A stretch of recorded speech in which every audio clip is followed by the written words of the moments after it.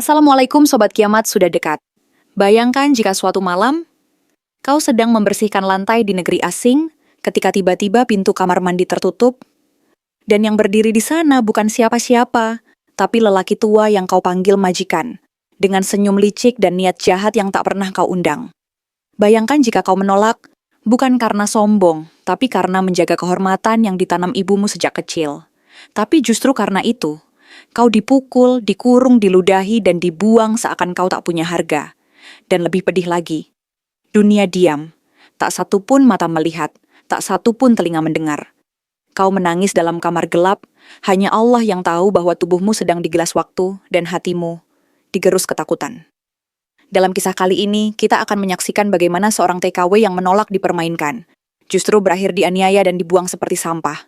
Tapi justru dari tempat paling rendah itulah, Allah mengangkat kehormatannya kembali.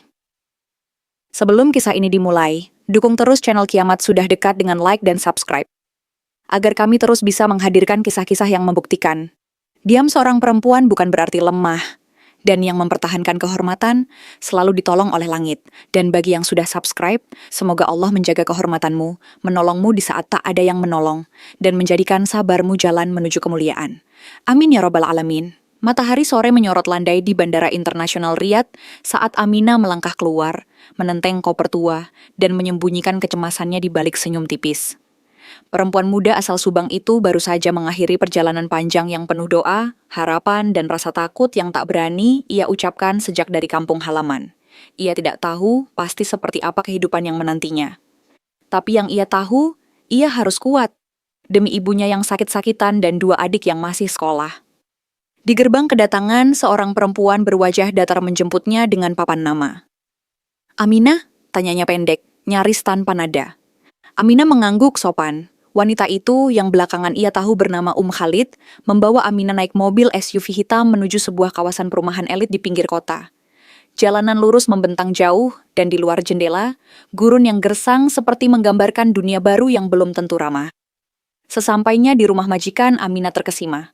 Rumah 2 lantai dengan pagar besi tinggi dan kamera CCTV di setiap sudutnya. Dindingnya putih bersih, pilar-pilarnya menjulang seperti istana. Khalid membuka pintu pagar otomatis dengan remote, dan mereka masuk ke halaman luas yang kosong dan sunyi. Tak ada suara anak kecil, tak ada suara televisi, bahkan burung pun tak ada. Hanya langkah kaki mereka yang bergema. "Ini kamarmu," kata Khalid singkat, menunjuk sebuah ruangan kecil di dekat dapur.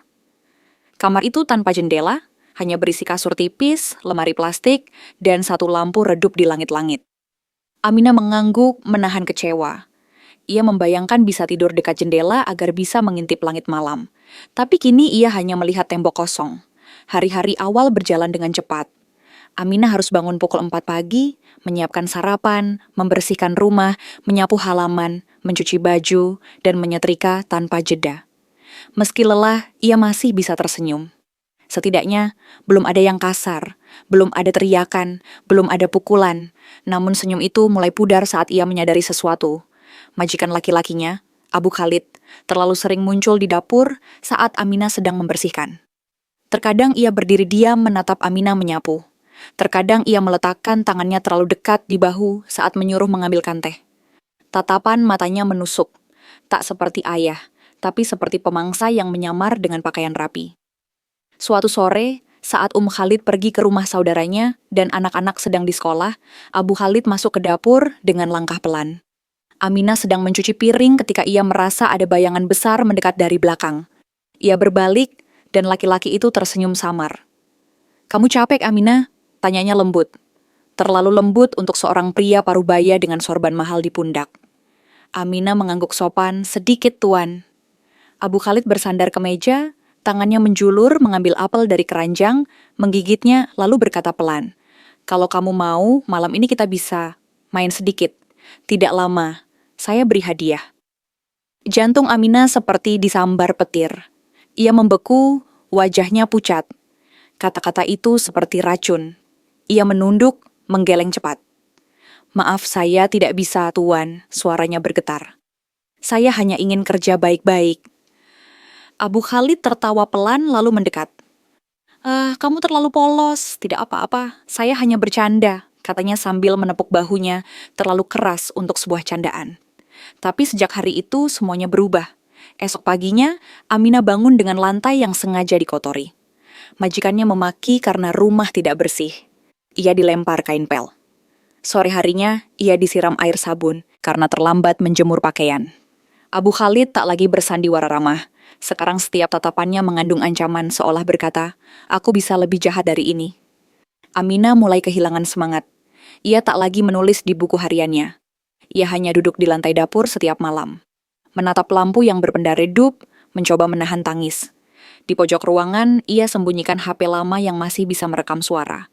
Ia tak tahu untuk siapa, tapi ia ingin dunia tahu bahwa di balik pagar besi rumah megah itu, ada tubuh lemah yang mulai hancur perlahan. Pagi itu, udara di Riyadh masih panas meski matahari belum tinggi. Aminah menyapu halaman depan sambil menahan nyeri di punggung, bekas dorongan kasar Abu Khalid malam sebelumnya. Ia sempat terjatuh ke lantai dan mengenai sudut meja. Tapi luka itu tak sebanding dengan luka yang mulai tumbuh di dalam hatinya. Sejak penolakannya tempo hari, Abu Khalid tak lagi bermain kata.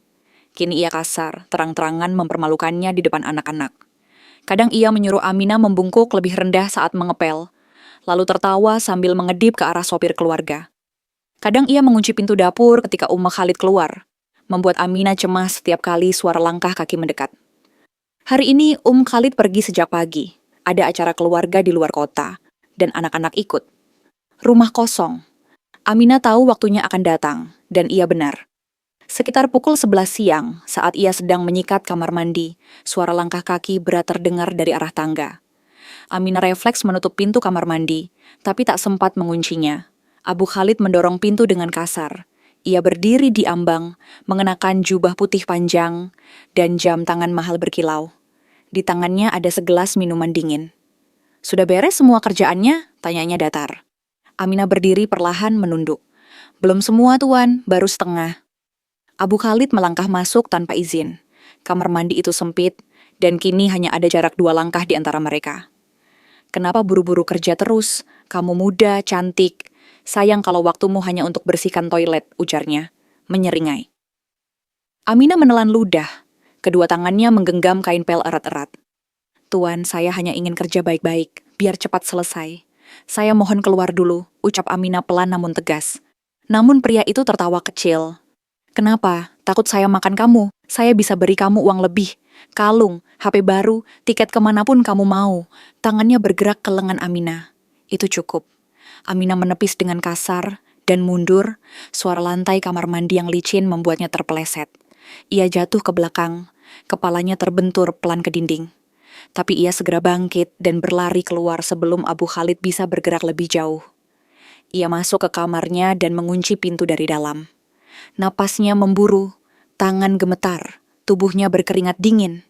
Ia menangis dalam diam, tanpa suara, hanya air mata mengalir deras. Kepalanya menempel ke dinding kamar, seperti ingin lenyap dari dunia ini. Ia tak ingin menjerit. Ia tak ingin terdengar. Ia hanya ingin aman. Di malam hari, ketika Khalid pulang, Abu Khalid bersikap seolah tak terjadi apa-apa. Bahkan berkata di depan istrinya, "Aminah kerjaannya bagus hari ini." Tapi Aminah tahu, itu bukan pujian. Itu peringatan bahwa ia bisa bersandiwara lebih hebat dari siapapun. Dan Aminah tak akan dipercaya jika bicara. Beberapa hari kemudian, Abu Khalid mulai menyuruh Aminah mengantarkan teh ke ruangannya. Padahal biasanya cukup ditaruh di meja luar. Ia mulai berdiri terlalu dekat, menyentuh rambut Aminah ketika pura-pura membantu mengambilkan nampan. Aminah hanya bisa menahan napas, mencoba bersikap biasa, walau jiwanya semakin tertekan. Malamnya, di bawah selimut tipis di kamarnya, Aminah membuka HP rusaknya. Ia menyalakan rekaman suara diam-diam. "Hari ke-17, saya Aminah, dicoba disentuh paksa majikan laki-laki. Saya menolak. Hari ini dia masuk kamar mandi, saya berhasil lari. Saya takut, tapi saya tidak menyerah." Lalu ia menyembunyikan HP itu di balik kasurnya. Esok hari, ia akan lanjut bekerja lagi. Tapi bukan sebagai pembantu biasa, melainkan sebagai perempuan yang perlahan menyiapkan bukti. Ia tidak akan diam. Ia tahu tidak akan ada pahlawan datang menyelamatkan. Jadi ia harus menjadi pahlawan untuk dirinya sendiri. Hari-hari berikutnya berjalan seperti meniti tali di atas jurang. Aminah mulai kehilangan rasa terhadap waktu. Setiap pagi ia bangun dengan jantung berdegup tak beraturan. Bukan karena lelah bekerja, tapi karena ketakutan akan apa yang akan terjadi hari ini. Rumah itu menjadi penjara yang tidak terlihat. Tempat di mana dinding-dinding menyimpan rahasia, dan lantai-lantainya merekam jejak air mata yang tak bersuara. Abu Khalid semakin berani. Ia tak lagi menyamar dalam bentuk ejekan atau sentuhan terselubung. Suatu hari, ia menyuruh Aminah membersihkan kamar pribadinya. Saat Aminah membuka pintu, ia menemukan pria itu duduk di ranjang, mengenakan pakaian tidur, dengan ekspresi yang membuat bulu kuduknya berdiri. Aminah mundur pelan berkata bahwa ia akan membersihkan ruangan lain terlebih dahulu. Tapi Abu Khalid menutup pintu dan menguncinya dari dalam. Aminah berdiri kaku. Tapi sebelum ia bisa menyusun kalimat, Abu Khalid berkata santai, "Tenang, kamu hanya bersihkan, saya lihat-lihat saja." Meski akhirnya tidak terjadi kontak fisik hari itu, Aminah tahu batas telah dilangkahi. Ia tidak aman. Rumah itu bukan tempat tinggal lagi, tapi sarang bahaya yang terus mengintai. Di malam hari, ia tidak tidur. Ia menulis di memo kecil sobekan kalender. Ia menyalakan HP rusak yang hanya bisa merekam 5 menit, lalu ia ulangi rekaman tiap malam. Ia merekam suara ancaman, nada ejekan, bahkan teriakan kecil yang ia tahan. Rekaman itu bukan sekadar catatan. Itu adalah bentuk perlawanan, teriakannya dalam diam. Aminah mulai merancang jalan keluar. Ia tidak punya paspor, disimpan oleh majikannya sejak awal.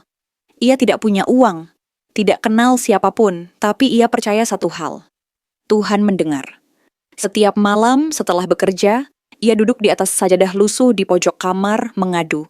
Bukan meminta rezeki, bukan meminta cepat kaya, tapi hanya satu, keselamatan dan keberanian. Suatu malam, Abu Khalid masuk ke kamar Aminah. Pintu itu tidak terkunci. Aminah sedang duduk membaca Al-Quran kecil pemberian ibunya. Ketika suara gagang pintu membuatnya kaget, ia berdiri spontan, tubuh gemetar. "Tidak apa-apa, saya cuma mau tanya, kamu suka tinggal di sini?" Tanya Abu Khalid menyeringai. Aminah tidak menjawab. Tangannya memegang erat mushaf kecil itu, seolah benda itu bisa melindunginya dari kejahatan manusia. "Kamu terlalu pendiam, tapi diam kadang memancing rasa penasaran," lanjutnya sambil mendekat. Aminah mundur satu langkah, lalu berkata cepat, "Saya sedang sholat malam, Tuan. Tolong, saya mohon jangan ganggu." Mungkin karena mendengar kata syalat, atau karena kesadaran yang muncul sesaat, Abu Khalid berhenti. Ia hanya menatap beberapa detik, lalu berbalik dan keluar. Tapi langkahnya tak terdengar menyesal. Ia tertawa pelan sebelum pintu ditutup. Dan malam itu, Aminah tidak bisa berhenti gemetar sampai fajar menyingsing. Keesokan harinya, ia tahu ia tak bisa menunggu lebih lama. Ia sudah mengumpulkan cukup keberanian. Rekaman, catatan, bahkan bekas luka di kakinya karena disiram air panas 2 minggu lalu. Ia mulai mencari momen yang tepat. Dan kesempatan itu datang ketika Khalid mengatakan akan menginap di rumah saudaranya untuk 2 malam. Dan anak-anak akan ikut. Tinggal Aminah dan Abu Khalid. Di malam pertama mereka tinggal berdua, Aminah tidak menunggu tragedi datang. Ia pura-pura sakit, tidak keluar kamar, dan menyelipkan gagang sapu di pintu agar tak bisa dibuka dari luar. Ia tidak tidur malam itu. Ia bersiap. Pukul 3 dini hari, ia mendengar langkah kaki berat. Abu Khalid mencoba membuka pintu. Tapi gagal. Ia menggedor, menggerutu, menyuruh Aminah keluar. Aminah diam saja, tidak menangis, tidak memohon, tidak membuka. Dan pukul 5 pagi, saat Abu Khalid tertidur di lantai atas, Aminah membuka jendela kecil di kamar mandi, yang selama ini hanya ia intip saat membersihkan. Ia panjat wastafel, dan dengan tubuh kurusnya, ia mendorong diri keluar lewat jendela sempit itu. Tubuhnya tergores paku. Kakinya terantuk tembok belakang, tapi ia berhasil keluar. Ia berlari menyusuri jalanan sunyi di antara deru angin pagi yang masih dingin. Sandalnya putus dan ia lepas. Ia lari dengan kaki telanjang, menahan tangis dan rasa sakit. Ia tidak tahu kemana, tapi satu hal pasti, ia tidak ingin lagi menjadi korban diam-diam. Langit Riyadh masih gelap ketika Aminah menyusuri jalanan berbatu di belakang kompleks perumahan elit itu. Lampu jalan menyala temaram, dan angin gurun menyapu wajahnya yang basah oleh keringat dan air mata. Tubuhnya gemetar, bukan hanya karena udara subuh yang dingin, tapi karena ia baru saja melewati batas yang bisa membuatnya dianggap melarikan diri secara ilegal. Tapi Aminah tak peduli, lebih baik dihukum karena melarikan diri, daripada dihancurkan perlahan di dalam rumah yang mengurung harga dirinya. Kakinya berdarah, luka bekas seng di bawah jendela menoreh pahanya. Sandalnya yang putus ditinggalkan di jalan, dan kini ia hanya berlari dengan telapak kaki telanjang, menjejak batu kerikil yang tajam. Namun rasa sakit itu jauh lebih ringan dibandingkan penderitaan batin yang ia simpan selama hampir 2 bulan. Ia terus berjalan, menyusuri gang sempit, menyelinap di antara deretan mobil yang terparkir, menutupi wajah dengan kerudung tipis yang ia ambil sekilas dari kamarnya. Beberapa kali ia mendengar suara mobil patroli lewat, dan ia menepi cepat bersembunyi di balik kontainer sampah atau dinding toko yang masih tutup. Tak ada warga yang berlalu lalang. Semua masih tidur atau terlalu sibuk dengan urusan sendiri. Aminah tidak tahu kemana harus pergi. Ia tak punya peta, tak ada nomor yang bisa dihubungi. HP-nya tertinggal di bawah kasur bersama semua rekaman. Satu-satunya bukti yang bisa menyelamatkan atau menjerumuskannya. Tapi ia tahu satu titik. Di Riyadh, iki ada kantor KBRI. Ia pernah mendengarnya dari sesama TKW saat masih di penampungan. Tapi bagaimana bisa ke sana? Ia mencoba menghentikan mobil yang melintas, melambai dengan tangan gemetar.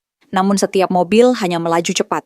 Sebagian bahkan membunyikan klakson seolah ia pengganggu jalan.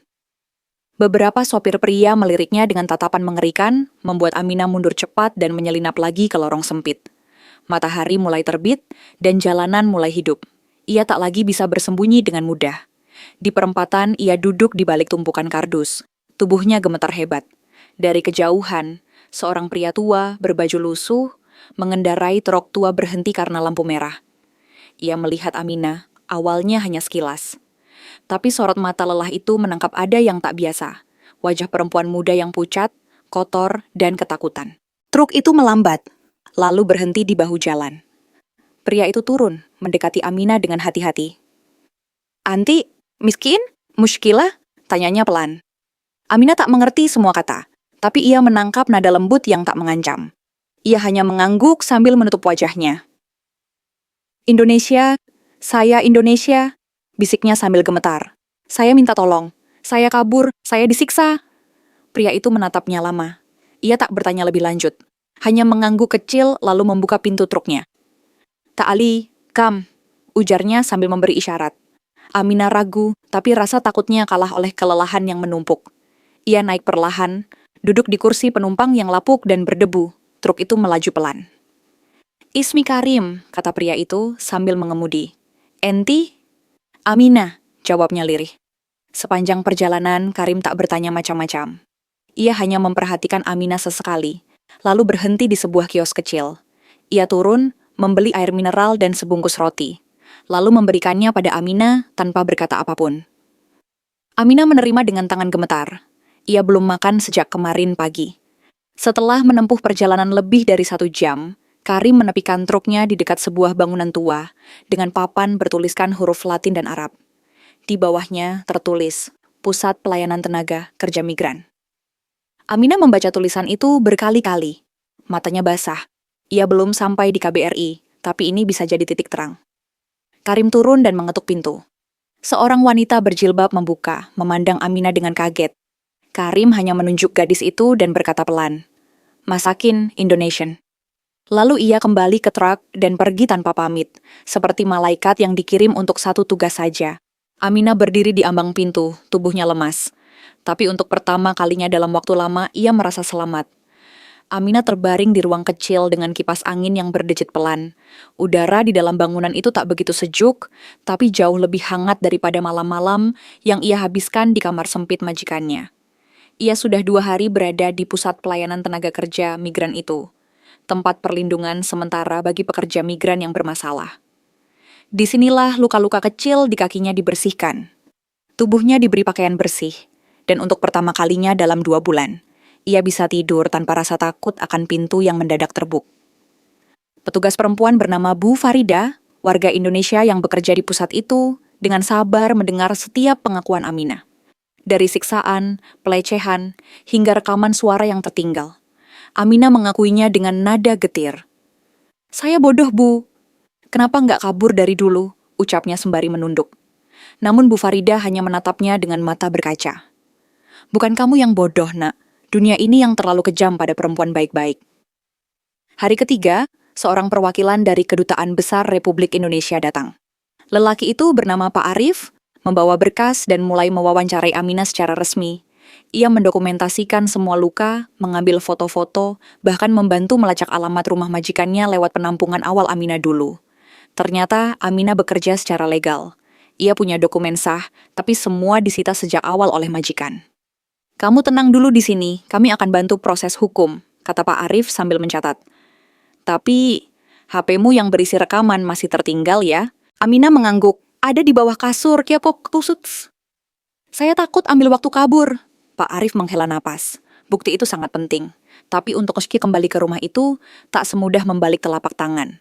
Belum ada izin resmi, dan jika Aminah nekat datang, bisa dianggap melanggar hukum lokal. Namun Pak Arif tetap optimis. "Kami akan coba cari jalur lewat polisi lokal. Yang penting kamu selamat dulu." Malam itu, Aminah duduk di serambi gedung kecil tempat ia tinggal sementara. Langit Riyadh terbentang luas di atasnya, tak lagi menakutkan seperti dulu. Angin malam menyapu wajahnya perlahan. Ia mengingat kembali sosok pria tua, berjubah lusuh itu. Karim, sopir truk yang memberinya tumpangan tanpa banyak tanya. Andai bukan karena Karim, mungkin kini ia masih tersesat, atau lebih buruk, sudah ditangkap dan dikembalikan ke tangan majikannya.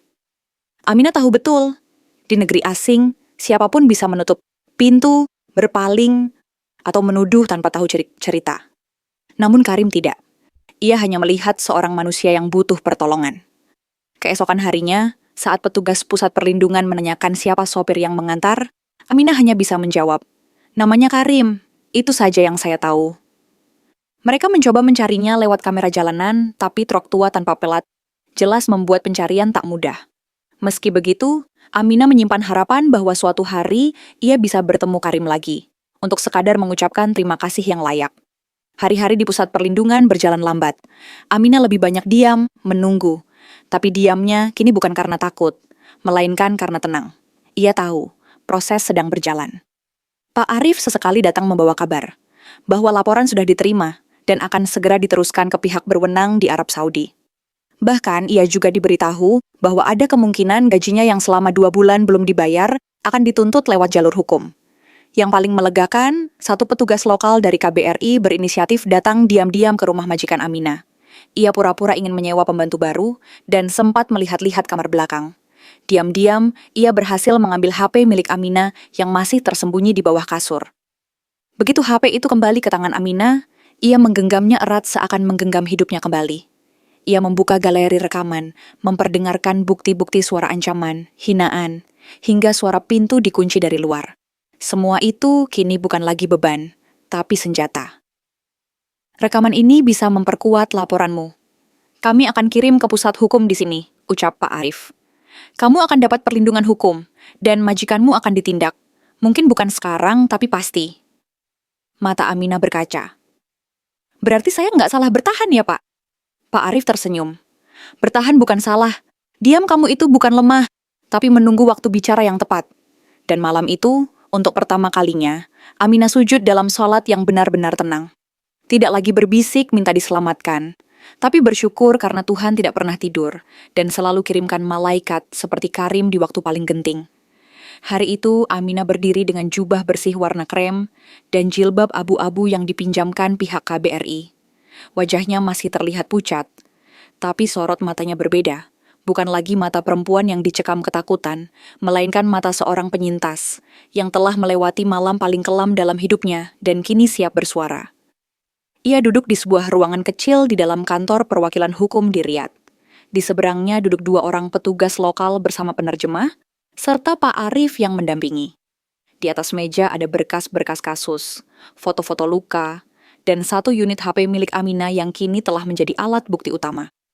Ketika rekaman suara diputar, ruangan itu mendadak sunyi. Terdengar nada kasar sang majikan, ancaman setengah berbisik, dan sesekali isak tertahan milik Aminah. Salah satu petugas mengernyit, kemudian berbicara cepat dalam bahasa Arab.